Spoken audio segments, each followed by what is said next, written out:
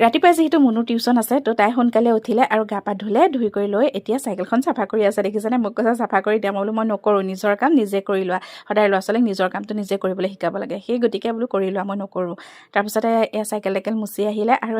ভাতকেইটা দিলোঁ খালে আৰু খাই কৰিলে মুখখন দেখিছেনে বেকা কৰি গৈছে মানে চাইকেলখন যে মুচি নিদিলোঁ সেইটোৱে আৰু কৈছে যে টিফিনত একদম গপচকৈ বনাই দিবা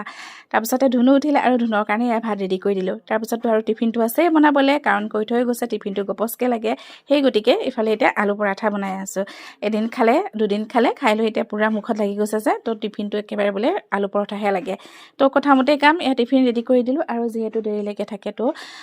অকণমান টিফিনটো যদি গপচকৈ বনাই দিওঁ তেতিয়াহ'লে ভোকটো অকণ মৰিব 3টালৈকে যিহেতু ক্লাছ এতিয়া সেই গতিকে তো এয়া টিফিন চিফিন ৰেডি কৰি পেলাই এফালে আকৌ বেগত ভৰাই দিছোঁ আৰু মুনুৰ টিফিনটো যিহেতু ধুনেই নিব লাগিব কাৰণ তাই যিহেতু সোনকালে গৈছে স্কুল তো এইফালে টিফিন ৰেডি কৰিলোঁ ইফালে মানুহজন আকৌ ওলাই আছে স্কুল যাবলৈ বুলি পেলাই ছোৱালীক লৈ তো এইফালে এতিয়া ধুনু ৰেডি হৈ গ'ল ধুনুকো এতিয়া স্কুল পঠাই ল'লোঁ বাকী কামকেইটা কৰিও আজৰি হৈ লওঁ আৰু ভিডিঅ'বিলাক যে দিয়া ইমানেই দেৰি হৈছে নহয় নক'ব আৰু মানে তো আজৰি হৈ লওক